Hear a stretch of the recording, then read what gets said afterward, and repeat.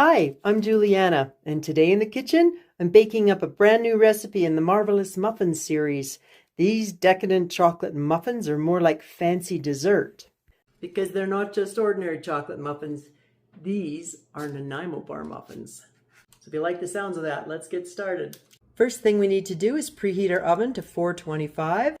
Next, we need to get our muffin tins ready, and you can bake them straight in the tin if you want and use regular paper liners or some non-stick. But for the extra decadent version, which we're making today, you want to use these bakery wraps. And I will put a link in the comments to one of my other muffin videos that shows you how to make them easy peasy in your kitchen if you don't have any. If you do make regular muffins, you will probably get more than a dozen, so just plan accordingly. Next, in our main mixing bowl, you want to add 2/3 of a cup of milk and a teaspoon of instant coffee. We're just going to whisk that around and let it sit for a minute for the coffee crystals to dissolve. Next, we're going to get our dry ingredients together, and it's best if you can sift them. If you don't have a sifter, you can just put it in a bowl and whip it with a fork to get a little bit of air in it. And you want 1 3/4 cups of flour and 2/3 of a cup of cocoa, a tablespoon of baking powder, and a teaspoon of salt.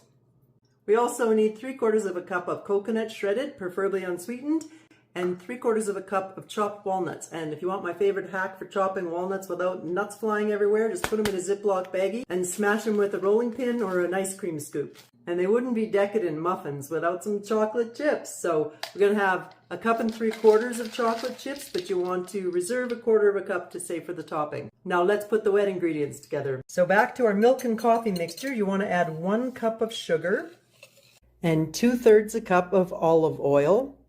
And to this we want to add 1.5 teaspoons of vanilla and 1 cup of sour cream.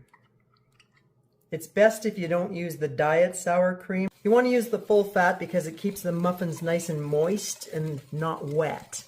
So you want to whisk that in and add 2 eggs and whisk it all together until it's nicely blended. And then we want to add all our dry ingredients at once. And at this point, I like to switch to a spatula instead of a whisk. It's just easier to do the blending.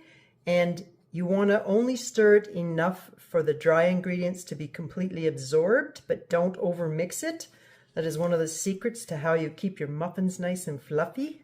And a spatula makes it easier to fold, where you go down to the bottom of the bowl and up and around. You just do that a couple times and it'll blend nicely and you won't overmix it.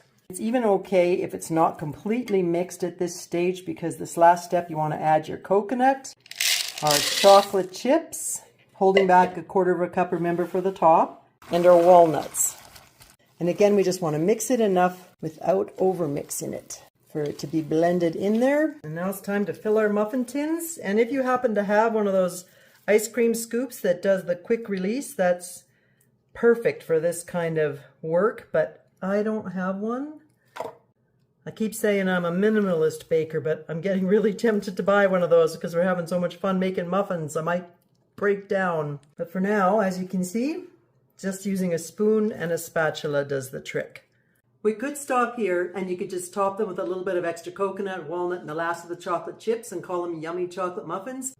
But we are going full decadent Nanaimo today. And if you don't know what Nanaimo bars are, they're this Canadian Christmas treat that has 3 layers to them, which means we need another layer. So let me show you how to make this awesome vanilla custard crumble top. You're going to need 1 tablespoon of softened cream cheese and 2 tablespoons of softened butter. And mix those together in a small bowl. And to that we're going to add 6 tablespoons of sugar.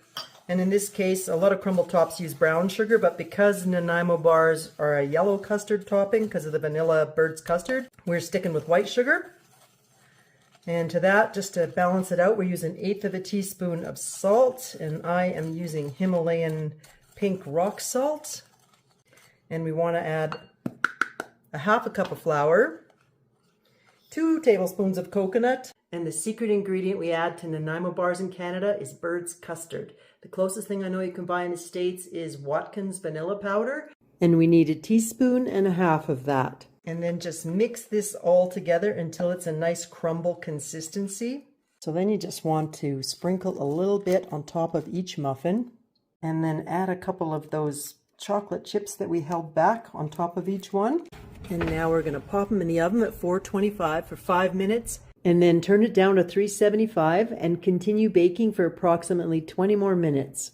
One other quick tip is that when you have 5 minutes left of baking, turn the pan around. It helps you get nice even browning on your muffins. Don't do it any sooner than that because we don't want to risk having it not be baked enough and the domes caving in on us. While our muffins are baking, let's make the cream cheese drizzle icing. But before we do that, I just want to give you a quick side note on the crumble top. I think it was a little too much, so I'm going to adjust the amounts, and all the amounts for this whole recipe will be in the description below for you.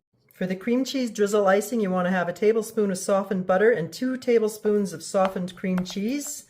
And just blend those together. And then we want to add a teaspoon more of that bird's custard and a half a cup of icing sugar. Mix that as well as you can. It's not going to get all creamy right now, but you just want to kind of get the butter blended in there a bit. Once it's blended in, you want to add a little bit of cream. And I've pre-measured out a tablespoon, but you may only need about 2 teaspoons of cream. So I just add a little bit at a time and mix it in and check it. Because we want a nice drizzly consistency, which is kind of somewhere in the middle of not too thick and not too thin. And in this case, I would say we could have a little teeny bit more. So maybe I'm using 2.5 teaspoons of cream. And it can be coffee cream, it doesn't have to be fancy whipping cream.